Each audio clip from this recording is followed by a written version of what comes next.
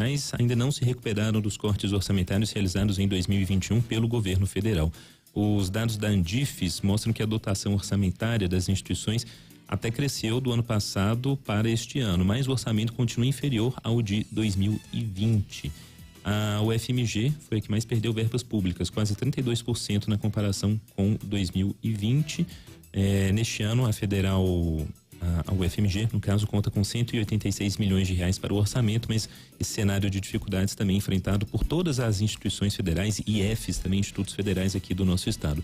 Sobre este assunto, a gente conversa aqui ao vivo, por imagens, para quem está lá na nossa live no YouTube para acompanhar essa entrevista com Demétrios Davi, da UFV, a Universidade Federal de Viçosa, falando até em nome da Andifes também. Tudo bem, Demétrios? Bom dia.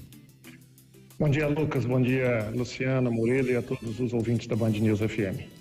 Ô Demétrios, parece ser um cenário até meio paradoxal quando a gente vê recentemente, quando a gente está acompanhando essa questão de orçamento secreto, então assim, verbas aos milhões não faltam, né, para deputados e senadores, buscas aí meio esdrúxulas de contornar-se o orçamento, o teto de gastos e tal, para dar desconto em gasolina, aumentar auxílio, não que seja necessário, né? Mas a educação parece que ficou à margem, né, de toda essa discussão de recomposição orçamentária, né? Exatamente, Lucas. E no momento em que as emendas de relator RP9, né, não foram afetadas em nada com os últimos cortes anunciados, né, pelo governo federal, nós temos ainda um corte adicional previsto de 6,7 bilhões, que, como o próprio governo disse, vai impactar expressivamente dois ministérios, o Ministério da Educação e o Ministério da Saúde. E só complementando algumas informações, Lucas, que você mencionou, claro. Quando se fala que a dotação orçamentária das universidades em 2022 até aumentou um pouco em relação a 2021, 2021 não pode ser considerado um ano base para análise, porque foi o menor orçamento da história de todas as universidades federais. Provavelmente, em função da pandemia, por considerar que as universidades estavam em atividades remotas, em 2021 houve um corte extremamente acentuado no orçamento. Então é lógico, como reduziu muito em 2021, 2022 houve até um pequeno aumento. Mas a lógica nossa, Lucas, é comparar sempre com o ano de 2019, que é o ano pré-pandemia, ou seja, antes da pandemia, nós tínhamos um orçamento, e aí eu vou focar, Lucas, só nas 11 universidades federais. As 11 universidades federais tinham um orçamento discricionário de 884 milhões. E agora, em 2022, o orçamento nosso é de 810 milhões.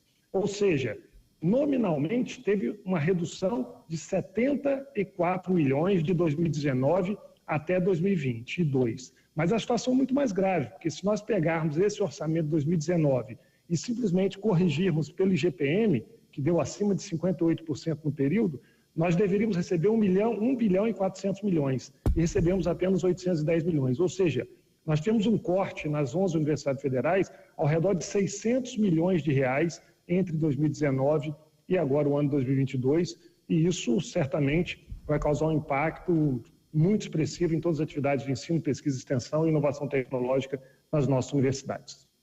Demétrios, quem fala é Murilo. Eu queria pegar esse finalzinho aí da sua fala até para você conseguir exemplificar melhor para o nosso ouvinte, porque a gente fala dotação orçamentária, repasse de verbas, e às vezes fica uma coisa meio genérica, quem está escutando não consegue visualizar o tamanho do prejuízo desses cortes. Queria que você falasse de forma bem clara e exemplificasse de forma bem prática aonde que esse dinheiro está deixando de ir, aonde que afeta diretamente, né? É na estrutura, na manutenção, são nos salários dos professores, são nos cursos, na qualificação dos professores. Queria que você exemplificasse aqui para o nosso ouvinte. Não, perfeito, Murilo. Primeiro, bom dia, é um prazer estar falando com você. É muito importante a sua pergunta para a gente esclarecer para o grande público, né, as questões mais específicas do orçamento público federal. Quando a gente fala, quando o Lucas mencionou esses cortes, os valores de orçamento da FMG, e eu mencionei aqui de todas as 11 universidades federais, nós estamos falando, Murilo, no chamado orçamento discricionário, que nós, reitores, temos discricionariedade para alocar, para modificar a alocação de recursos. Isso exclui as despesas obrigatórias, que são pagamento de salários de todos os docentes e técnicos da universidade. Em outras palavras, esses recursos que nós estamos mencionando, no caso do UFV, o valor previsto para o ano 2022 é de 80 milhões de reais, já com os cortes que o governo anunciou. É o recurso para pagar todos os terceirizados, ou seja, os contratos de mão de obra terceirizada, pagar energia, pagar água, pagar luz, pagar todos os contratos de manutenção, pagar a biblioteca virtual, fazer todas as despesas de manutenção da universidade com obras necessárias, além do investimento na compra de equipamentos e também novas obras que são necessárias. Ou seja, esse orçamento que nós estamos falando é o orçamento discricionário que engloba despesas de custeio, ou também chamado de manutenção, e despesas de investimento e compra de equipamentos. E os cortes são absurdamente grandes e inviabilizam totalmente o funcionamento das universidades, Murilo. Principalmente, Murilo, num ano em que nós estamos retornando à integralidade das atividades presenciais, com nossos estudantes, com uma vulnerabilidade que foi muito acentuada, né, depois da pandemia, e os custos na vida cotidiana nossa, nós percebemos os custos de alimentação, os custos de transporte, tudo aumentou muito, e o nosso orçamento é muito menor do que em 2019. No caso do UFV, Murilo, o orçamento de 2022 ele é 50% menor do que em 2019. Isso apenas corrigindo o valor de 2019 pelo IGPM. E isso perpassa todas as outras 10 universidades federais, né, no estado de Minas Gerais. Então, a situação ela é caótica, vai impactar todos os setores da universidade, todas as atividades de ensino, pesquisa, extensão, inovação tecnológica e, principalmente, a assistência estudantil, já que os custos da assistência estudantil, particularmente de alimentação, aumentaram expressivamente e, infelizmente, nós não recebemos recursos para fazer frente a todos os desafios que se apresentam. Estamos conversando com o Demétrios Davi, né, da Universidade Federal de Viçosa, falando em nome da Andifes. Demétrios, é Luciana falando com você, é um assunto, claro, recorrente, em debate. Como você avalia? Alguns especialistas dizem que precarizar para, então, privatizar. Você vislumbra um futuro como esse ou não? Qual a sua avaliação? Eu sempre falo, Luciana, primeiro, bom dia, prazer, dia. Né, estar contigo. Eu sempre falo que não tem nenhum governante, por menos importância que dê às universidades públicas federais, que são um grande patrimônio que nós temos no nosso país, haja vista tudo que nós vimos as universidades públicas fazerem durante a pandemia da Covid-19, em que elas se abriram e ajudaram a população no momento que ela mais precisava. Nenhum governante ele consegue acabar com o sistema público de ensino superior.